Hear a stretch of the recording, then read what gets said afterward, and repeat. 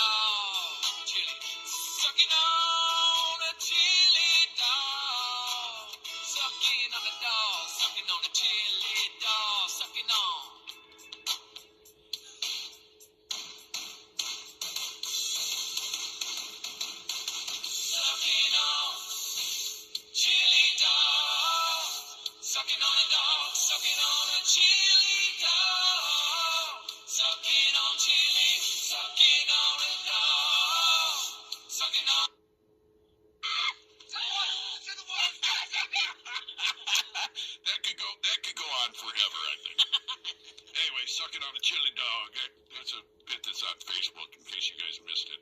And I can't hear a thing, so don't talk to me. Anyway, my headphones just went out on me. Great. I'm glad I'm still coming through. You can hear me, though. I can, yes. Yes. So anyway, Andrew Keller is in the house sucking on a chili dog. That's a heck of a segue. I'm like, how are we leading into this? Funny enough, that might be the Andrew Keller Home Seller theme song. Oh, my God. So you had, famously, and the whole world knows, had a baby a couple weeks ago. Yep. And you've been home ever since, right? Wow. Yeah. What business owner? Yeah, what business owner can be away for more than 3 days? But I have taken a step back, quote unquote. Which is good. Oh, I love it. I love it. It's amazing. He is a month old on the 4th. So, he was born 4 weeks ago today. On his due date. On his due date, 9:30 on Of Tuesday. course, the Kellers would do everything perfect. When Everything. you're on broadcasting, everything is measured. Yeah, it's measured by the second. 30. 25. 5. 10 seconds. 4. And the funny thing is, Meg, she really wanted her OBGYN there. So she said, I am not having this baby until she's available. And that always works. This is amazing. Right. So her water breaks at 9:30. And like the movies, everyone's like, it's usually not like the movies. In Meg's situation, it was like watching a freaking Hollywood film, how her water broke. So I have this little Roomba as soon as it happened. And I had the Roomba, I spun it out, mopped it all up, cleaned it up. As she's getting ready to go to the hospital. The stuff you don't think about. You're going to make a commercial. We do. So, stuff you never think I about. thought about it right away. I'm like, jeez, we just had these floors redone. Anyways, we get to the hospital at 11, and they're like, this baby's coming. And she goes, I'm not having it until until my doctor's here. So, overnight, she's in the hospital and contractions start hitting her hard. And she's like, epidural, epidural. And, when I watched that happen, and then 6:45, so the doctor said, I'm in the morning, but I have a procedure. She comes in, she goes, all right, Megan, we're going to labor down for a couple hours because I have to go knock out a hysterectomy. This is a true story. Yeah, they talk about it like a car worker. Yeah. Putting on a bumper. Yep. So she's like, you got to hold off. That you're in the waiting room. We're just going to hold off. Nothing bad's going to happen. He's going to labor down. So I'm like, cool, great. I don't know how this is possible, but somehow Meg is going to keep this baby inside until this doctor's available. 9 o'clock rolls around, and it was like the arsenal. Everyone brings their stuff in. And if you've had a kid, you know exactly what I'm talking about. It's like tables and nurses and the incubator, and a giant mirror, and you're like, I don't want to see that. So they do it, and here comes in the doctor. She goes, I got it knocked out. You ready to have a baby? And just like that, 30 minutes later, here we are. My favorite part of the story, and I don't remember if I talked about this last Tuesday, or a couple Tuesdays ago, it was pretty delirious, but throughout the entire thing, I had told the doctor, I said, look, when he's born, I want to catch him. She goes, yeah, okay. That's not going to happen. Well, we got to go time, and I had just had 2 breakfast sandwiches. I big guys don't let food go bad. It's warm. So, anyways, this is at like 8:55. So I'm just, I have like the gargles going on. Like I just ate too much at 9 o'clock in the morning. And she's like, here, tosses me a pair of these sterile gloves. She goes, I need you to go wash your hands and put these on. You want to see the head? And I'm like, the head of the baby? I said, sure. And the analogy that I use is the Phantom of the Opera analogy in Toronto. The curtains pulled back. And there's a baby's head. I'm like, oh my land. So, anyways, great story for those eating sandwiches on the Having breakfast. But yes. So, anyways. Look at Melissa. She's tired. This all happened. And, for 30 minutes, she pushes and she goes, get ready to catch. And I put my hands down and I catch Grant. And it was the best experience of my life. My friends are like, you what? I'm like, I did. I did. And did you throw up? No. My emotions were absolutely insane. Right. So, it was such a fantastic experience. And, a month in, we've got to, I've learned it. And, all my friends had kids at like 30. Yeah. Right. Here I am at damn near 40. Right. And I'm having a child. Right. So the wild thing is like, it's cool because I got to watch all of them. Now I'm older and I have like aches and pains and I need sleep. And I'm not getting it. No. But, Now you're going to have a toddler putting a fork in an outlet. Yep. You have to get there fast. Yep. Hey, just so you know, Andrew, speaking of the play that you saw, just so you know, this is the only play, though, afterwards. The curtains never close again. Just saying. They're just not the same You anymore. used the word curtain, and I immediately got Melissa. I know how she talks. Yeah, those curtains are different now. Yeah, they're just different. They hang a little sideways. They're just different. Sorry, Meg. I love you. This conversation. Meg, I love you. But I knew that you were going to.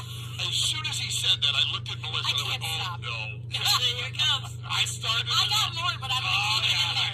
We'll talk about it off You'll air. be a part of her next comedy. No, her next comedy bit. You better attend. I'm definitely being brought up. Yeah. So I know a guy.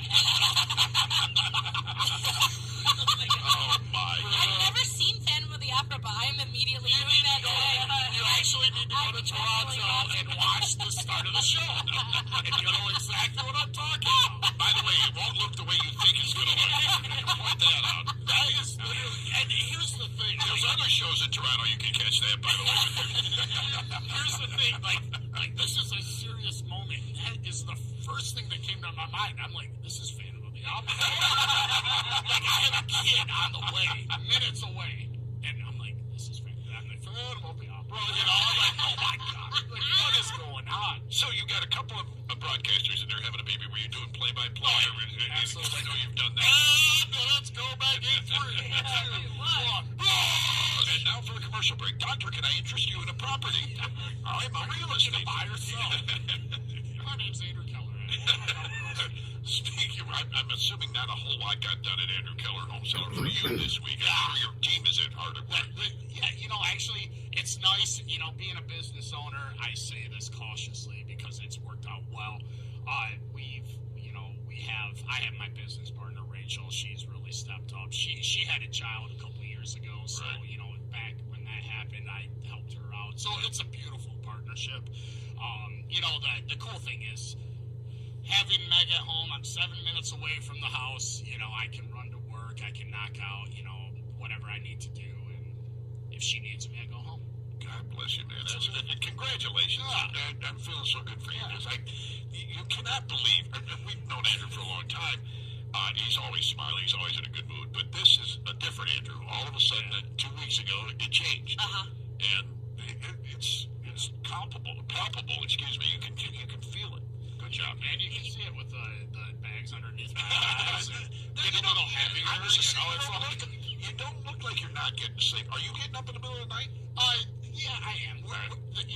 That's the hard thing because Meg, postpartum depression is 100% a real Very thing. real, yeah. It is a 100% a real thing, and Meg is, I've seen little hints where she gets frustrated or she gets sad, and I mean she'd be open with anyone telling you the same thing. And not Well, every woman's been through that. Everything has changed. It's a little bit of the blues, Right. and there's a chemical imbalance. Yeah. So that's Oh, the hormones. Yeah, Yeah, you're you're still getting rid of everything. Yeah. Is she nursing? She is. Yeah, She's that's nursing. a huge thing. And you know the time, you know, he'll be nursing for an hour. Easily. And in that hour, you know, Megan's on the couch Falling trying to asleep, get yeah. asleep.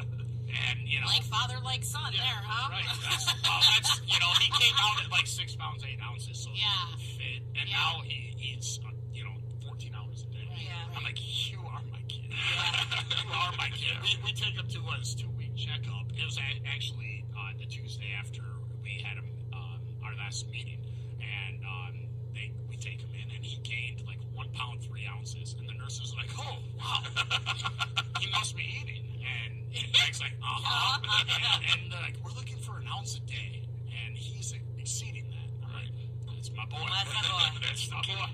Well, obviously, you know, we're not talking a lot about the real estate business right now, but it is also, it's kind of a break in that right now, too, with the holidays. So With the holidays coming up, you know, the great thing about real estate right now, and we talk about it every time this year, you know, we're wrapping up the deals from 2025. Not a lot of people are interested in moving when, you know, you have black ice out on the roads. And, Right. you know, you could wake up and there's 5 inches of snow Sunday, whatever. So, you know, this is a great time, though, and I put a post up yesterday just to have that conversation with whoever you're using, whether it's myself, somebody at my... Well, they're talking real estate now and getting away from fatherhood for a minute, so we'll peel off for a second there and let them continue and finish up their discussion. While I mentioned something to you which is starting to raise some debate that's going on in the UK. I'm kind of disappointed we don't have any of our UK friends. We got several that we've had over the years through our Hellraiser days for 10 years. We've managed to befriend a lot of folks from the UK, but none are here right now to talk about this. But it is an interesting that one particular bar has decided to do this.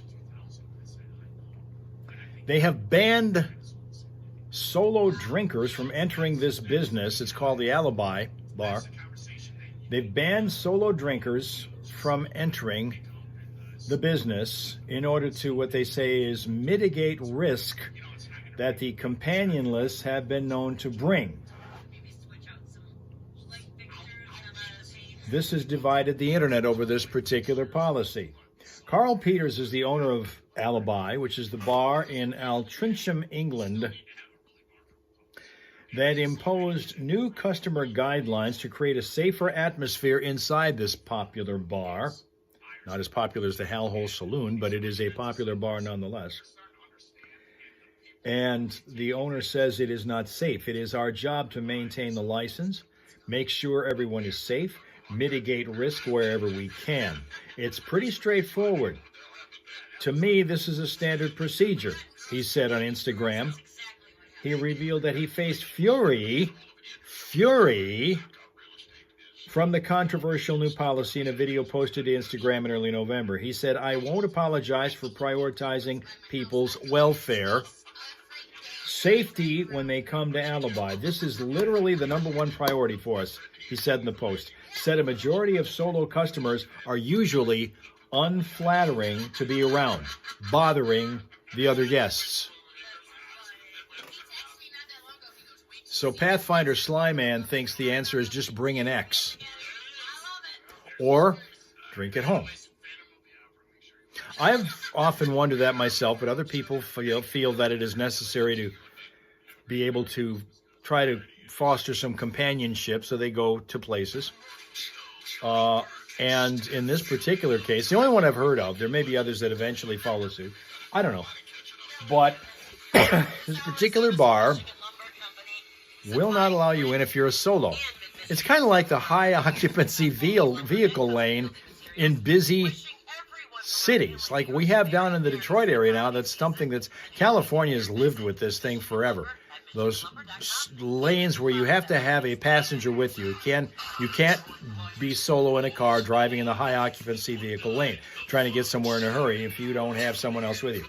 Otherwise, you are cited for that. And we have a stretch of road and down the Detroit area, just outside north of it. It's in Oakland County, where there's a stretch of road where you cannot travel in that high occupancy lane, the high speed lane, unless you have somebody with you in the vehicle.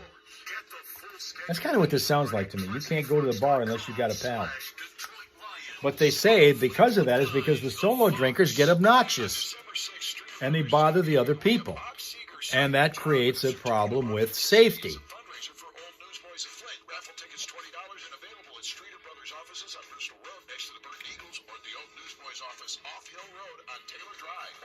Oh, here's Australia weighing in. Good evening again, Mel, who says this is a bit strange.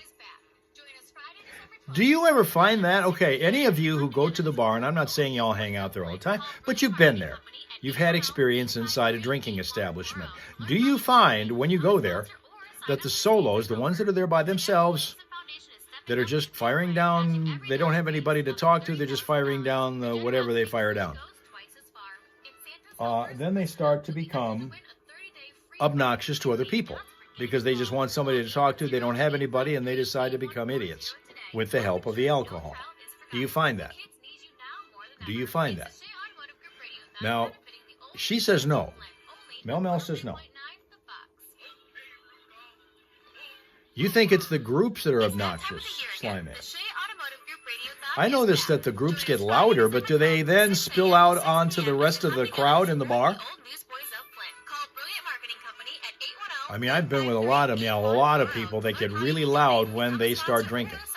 Really loud. They don't even realize that that's happening. Tina does not hang out at the bar, so she can't really speak to this stuff. Your generosity truly goes twice as far. In Santa's Helpers, listen up. You'll be entered to win a 30-day free marketing campaign just for getting involved. Call 810-853-8140 today and help ensure no child is forgotten. The kids need you now more than ever. It's the Shea Automotive Group Radiothon benefiting the old Newsboys outfit only on 103.9 The Fox. I mean, we're so incredibly late with the traffic right now. Everyone gets deaf when they start drinking, Mel says. They almost become like people who have headphones on. Have you noticed that? If you get on and you have headphones on, you start talking to somebody, you suddenly start talking way louder because they can hear you, but you can't hear you. So you start talking way louder. That's kind of what the people who drink tend to start doing.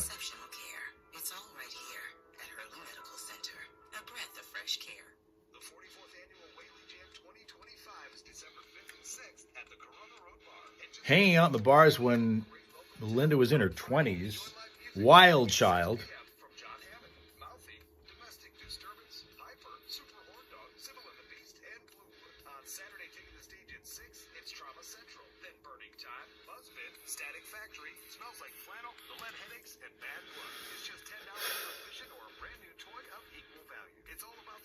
Sween Dog almost gets hit twice a day because nobody in Massachusetts can drive.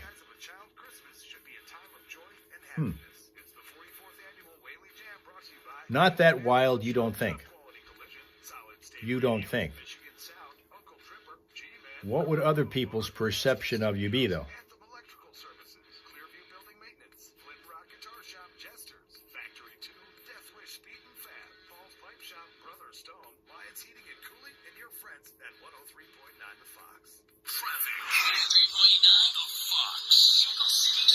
Northbound 75 before Bristol Road. We got a crash there that's going to create a slow-go spot for you. Also, a serious crash involving injury in Gaines Township. It's at Reed and Seymour Roads, and we're still working the crash in Grand Blanc Township on the ramp from southbound 75 to Dixie Highway. For updated vehicle city traffic info, check that out at classicfox.com/traffic. And whenever you spot a problem, tell us about it at 810-230-WRSR, 810-230-9777 to be a traffic tipster on 103.9 The Fox.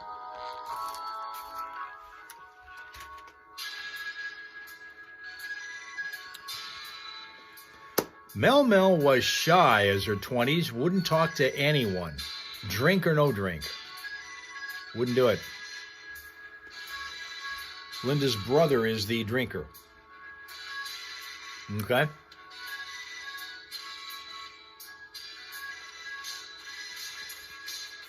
One night I rarely go to any kind of bars, but it was one night many years ago. Had to go with some relatives to a bar. It was a small town, one of those out in the middle of nowhere bars, but it was full because that was one of the few bars from miles around, and so if you're going to go to anyone, you're going to go to that one. So, sat off in the corner and watched the entire bar disintegrate from sane, happy, logically speaking people to just an absolute slop shop over the course of about an hour. Just watched everything degenerate into nothing.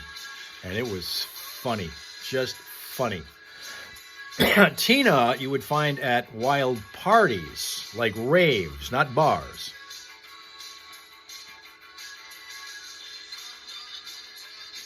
Sly Man thinks that bar scene is either for you or not for you. In his 20s, yeah, now not really.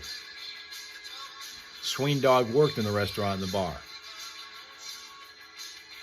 But you don't miss the good old younger days. Tina just made sure she stayed in the kitchen because that's where all the safety was. That's where all the knives were, if necessary.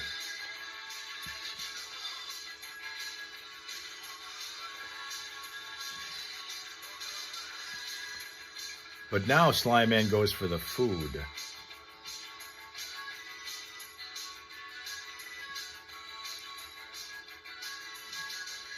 Bars tend to be too people-y.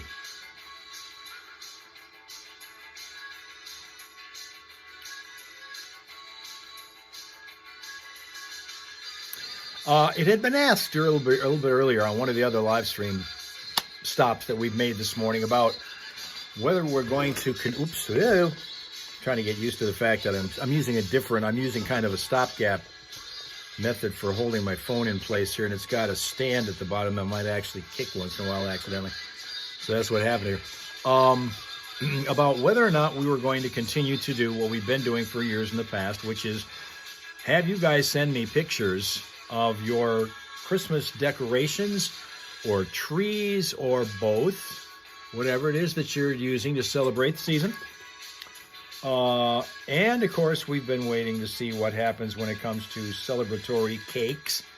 The Cake Queen has come up with a whole lot of inventive creations for several different special occasions, and so Christmas probably is going to be part of that. But if you have a Christmas tree that you'd like us to see, Christmas decorations, combination of the two, let us know. Let us know what's going on. Give us a shout here at this particular email, which you all know by now. And we will make sure that everybody gets to see it as we're heading up to the Christmas season. All right? That's what you got. We're getting a little, it's early for cakes. And of course, that gives us more time to be able to get the pictures of the trees and the decorations and everything in. So that's is what we're looking at now. So if you remember that email, send me, if you will, their pictures of your trees, because more and more of them are going up. For those who forgot, this is ours.